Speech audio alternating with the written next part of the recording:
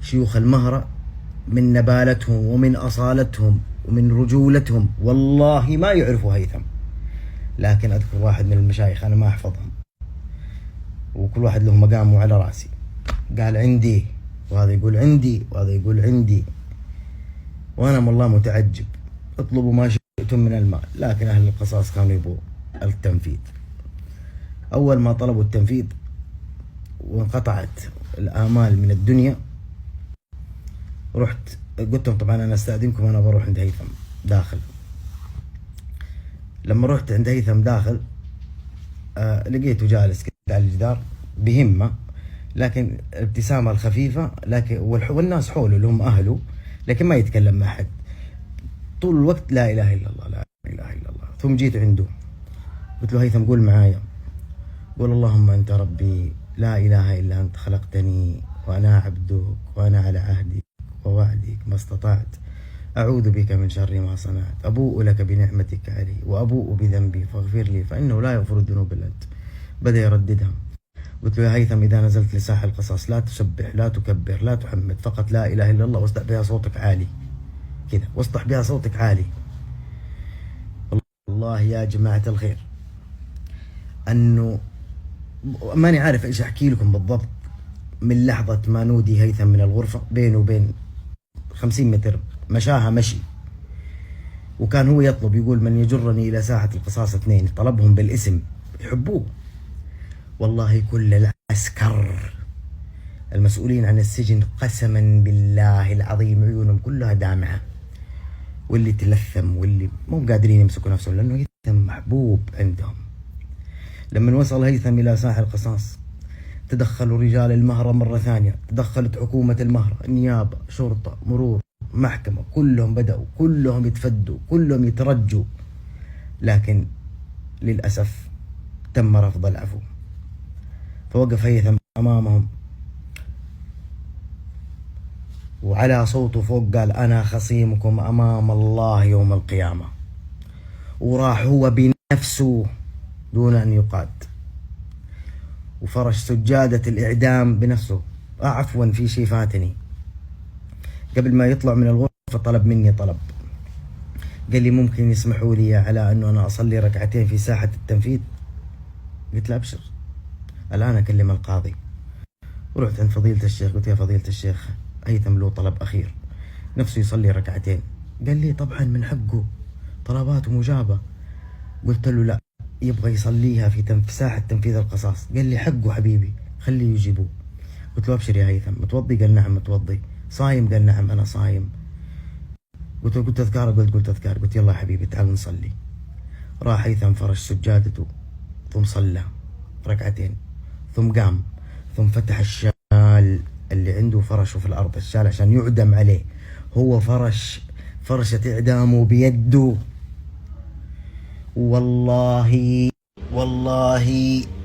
الذي لا إله إلا هو أنه ارتفع صوته بلا إله إلا الله بطريقة عجيبة، حتى اللي عند بوابة السجن كان يسمع.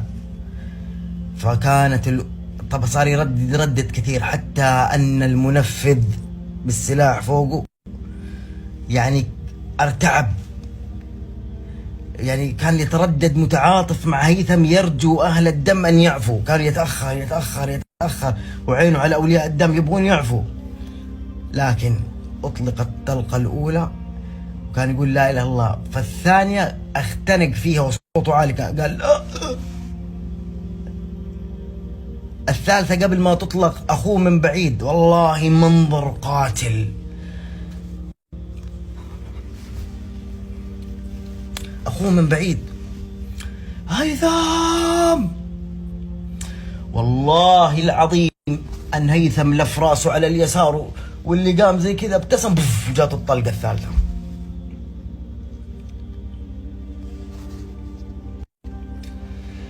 ثم مات هيثم. ارتاح.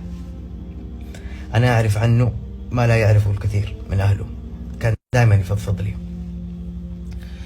وأعطاني وصية، قال لي بعد ما ترسلها لزوجتي ارسلها للمتابعين، وأوصى قال لي ليتني عند زوجتي.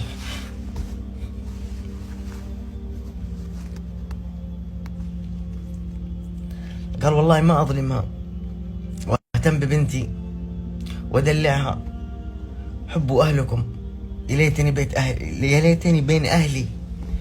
والله على أنا أحسد كل إنسان جالس بين أهله. شوف أنا وزوجتي كل يوم نتكلم بالتليفون بالليل ونترمسس وأحبها وتحبني، وبدأ يقول كلام كذا ما ينفع أقوله، بدأ يقول كلام يظهر حبه لزوجته. أصلا ما عاش مع زوجته إلا شهرين الزواج، حملت زوجته سجن الرجل وعمره 19 سنة، صغير. قال لي انشرها. اليوم قبل التنفيذ أنا بصراحة رحت بعيد ولبست نظارتي الشمسية، تغطيت، ما أبغى أشوف هيثم خلاص.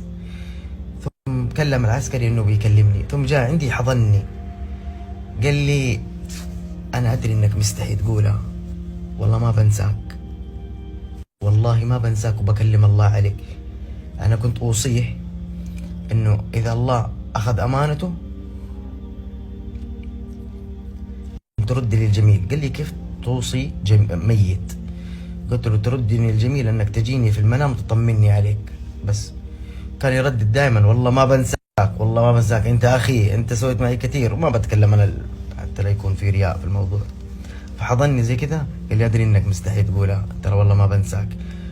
فقمت أوصيته وقلت له هيثم لا يفتر لسانك عن لا إله إلا الله حتى نفذ فيه. أما من يسأل متى الدفن، فالدفن يوم الخميس لأنه مدينته بعيدة، حجزنا له طيارة، والطيارة يوم الخميس توصل عدن. أهل عدن يعرفوا متى الطائرة اللي توصل من الغيضة على عدن، فإن كان أحد موجود في عدن فأحسنوا استقبال ابنكم، وبإذن الله الله يقدرني إن أنا أكون معه، بإذن الله إنه أنا أكون معه بحول الله، رغم إني تعبان جدا.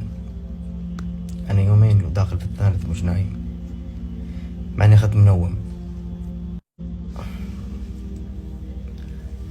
بس هذا اللي عندي، أحسن الله عزانا وعزاكم. طبعا أمس سوى حركة قوية هيثم،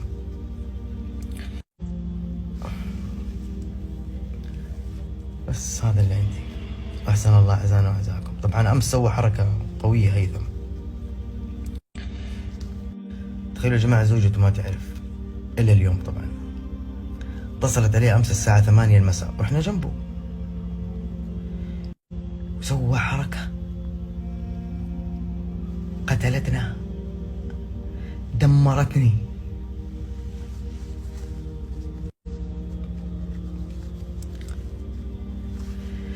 اتصلت عليه زوجته الساعة 8 المساء، صارت تقول له يا هيثم ليش أهلك جالسين يدعوا لك؟ ليش الكل قاعد حاط صورتك في الواتساب؟ ليش يدعون لك؟ الرجال قال لها أقول لك أنا الحين ماني فاضي، قاعدة جالس مع الشباب هنا عندي زيارة، بخلص وارجع اترمسس معاكي في الليل، يعني برجع اكلمك في الليل. ايش تتوقعوا سوى؟ فك الجوال، طلع الشريحة، كسرها، فرمت الجوال، عطى الجوال اخوه، قال استودعت الله ام ايناس وايناس.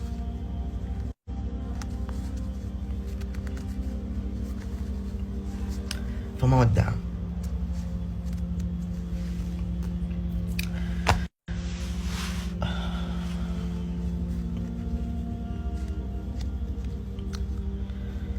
من اللي ساق 45 مليون مشاهدة انهم يدعون لهيثم، الناس اللي تبكي واللي قدمت الهدايا والجوائز، اللي يدعوا له الغريب والقريب من شتى بقاع الارض. من اللي ساقهم؟ الله عز وجل. ان الله اذا احب عبد وضع له القبول في الارض، قال يا ملائكتي انه احب فلانا فاحبه، والناس شهود الله في أرضي، وأشهد الله أن كل من في السجن يحب هيثم، وأشهد الله أن هيثم ليس بمذنب. أحب فلانا فأحبه، والناس شهود الله في أرضي، وأشهد الله أن كل من في السجن يحب هيثم، وأشهد الله أن هيثم ليس بمذنب.